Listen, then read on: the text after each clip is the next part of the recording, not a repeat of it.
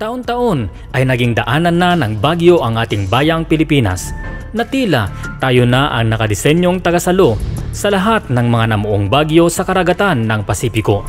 Nasaksihan at naranasan na natin ang iba't ibang bagyo na dumaan sa ating bayan.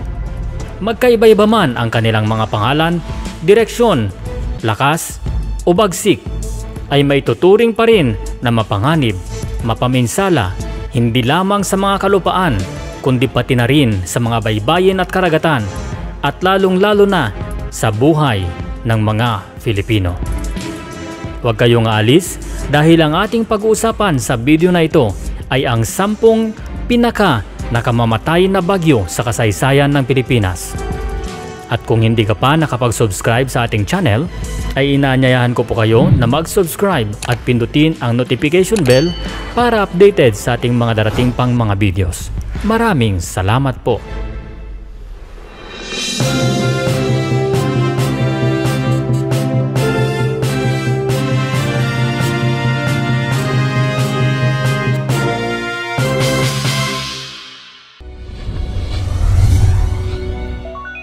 Numero 10. Typhoon Rosing.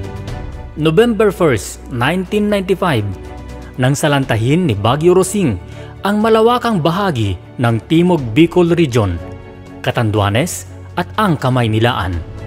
May taglay na lakas na 285 km per hour.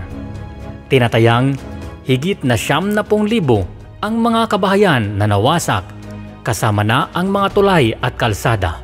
At nawalan din ng kuryente sa ikatlong bahagi ng bansa, habang tinatayang nasa 121 naman na katao ang nasawi sa Kaluwag, Quezon Province ng magka-storm surge at pagbaha dahil sa pagguho ng dam o dike.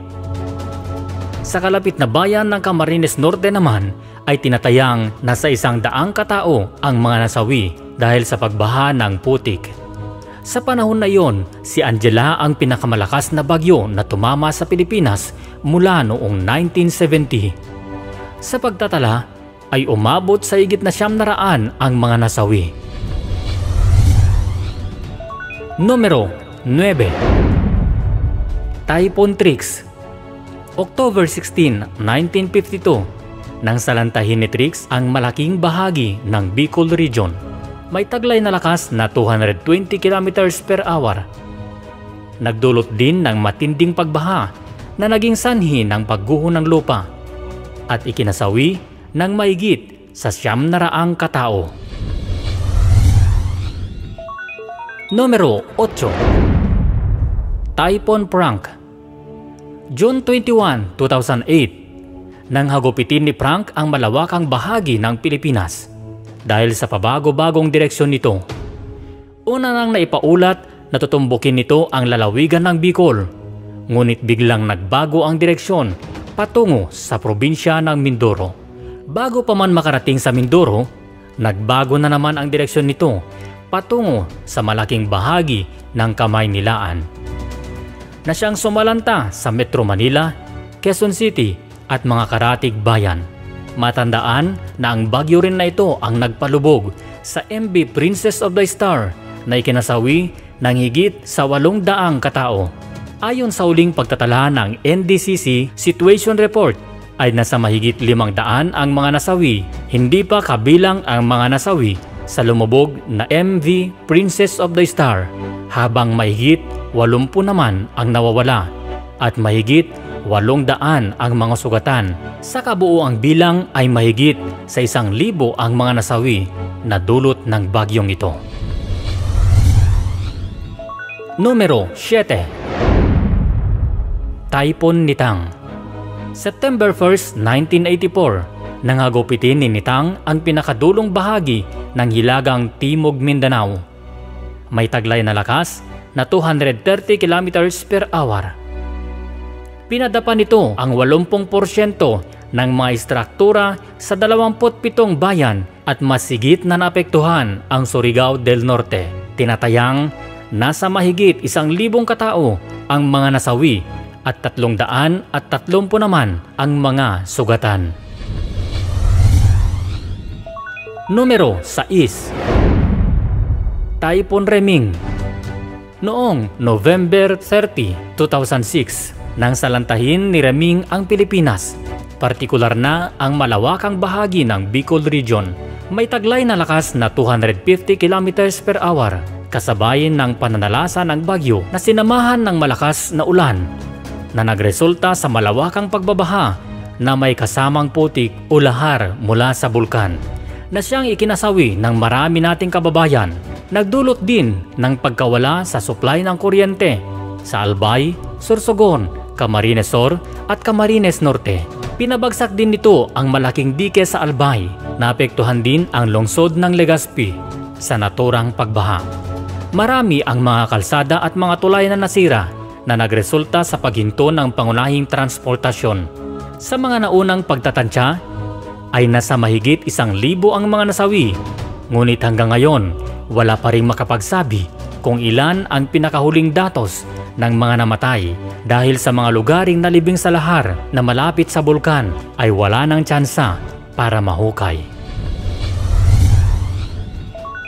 Numero 5. Typhoon Pablo. Noong December 3, 2012, nang salantahin ni Bagyong Pablo ang malawakang bahagi ng Mindanao.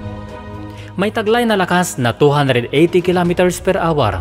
Sa pagtatala, ito na ang pinakamalakas na bagyo na dumaan sa probinsya ng Mindanao sa panahon na yon. Nagdulot ito ng pagguho sa iba't ibang bahagi ng Mindanao dahil sa Bagyong Pablo ay sa pilitang pinalikas ang libo-libong mamamayan.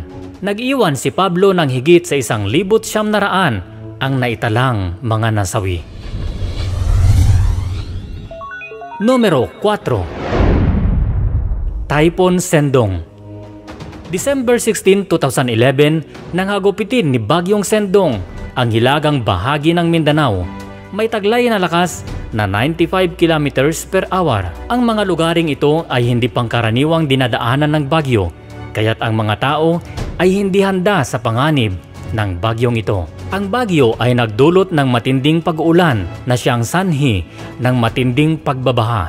Sa mga unang pagtatala ay mahigit sa 1,000 katao ang mga nasawi. Ngunit sa mga huling pagtatala ng International Federation of Red Cross and Red Crescent Societies noong August 21, 2013 ay nasa mahigit 2,000 ang mga nasawi at mahigit 1,000 ang mga nawawala at mahigit 2,000 naman ang mga sugatan. Numero 3. Tropical Storm Uring. November 4, 1991, nang hagupitin ni Uring ang malaking bahagi ng Ormoc sa isla ng Leyte. May taglay na lakas na 85 km per hour. May tuturing na si Uring ay isa sa pinaka nakamamatay na bagyo na dumaan sa ating bayan. Dahil sa pagbayo ni Uring ay nagdulot ito ng tuloy-tuloy na pag-uulan ng mahigit na 3 oras na siyang dahilan naman ng malawakang pagbabaha na ikinasawi ng marami nating kababayan. Ayon sa pagtatala ay nasa mahigit na 4,000 ang mga nasawi sa loob ng lungsod lamang. Sa kabuuang bilang ay nag-iwan ito ng hindi bababa sa 5,000 ang mga nasawi, habang tinatayang mahigit sa 1,000 hanggang sa 3,000 naman ang mga nawawala. Numero 2. Typhoon Yolanda. November 7, 2013, nang manalasa ang bagyong ito, partikular na sa bayan ng Tacloban. May taglay na lakas na 230 km per hour hanggang 315 km per hour.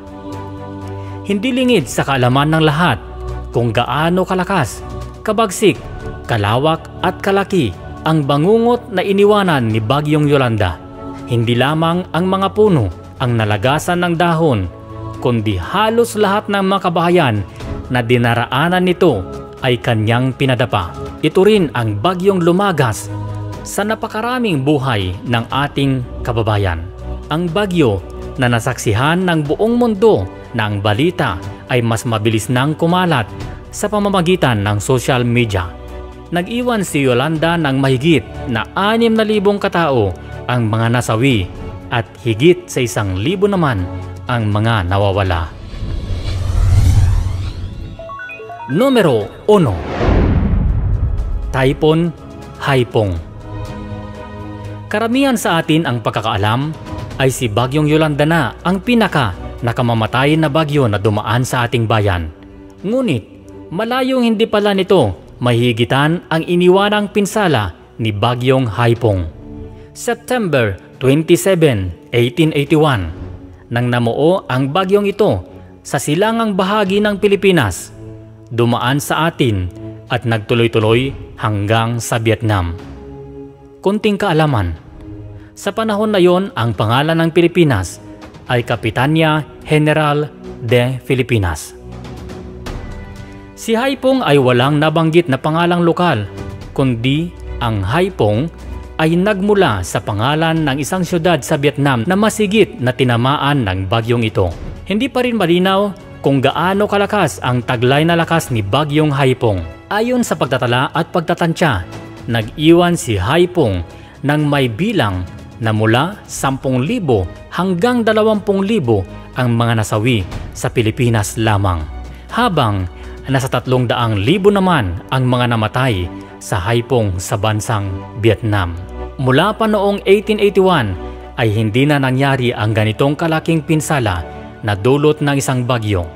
Ngunit ayon sa mga pag-analisa at mga prediksyon ay maaaring muling mangyari ang ganitong bangungot. Kaya't mainam na tayo'y makinig lagi sa mga babala na ibinibigay ng pag-asa tuwing may bagyong paparating sa ating bayan. Kung nagustuhan mo ang video na ito, ay pindutin ang like, subscribe at huwag kakalimutang pindutin ang bell icon para updated sa ating mga upcoming videos. Inaanyayaan ko rin kayo na bumisita sa iba pa nating mga videos na nasa inyong mga screen. Maraming salamat po. Mabuhay ka!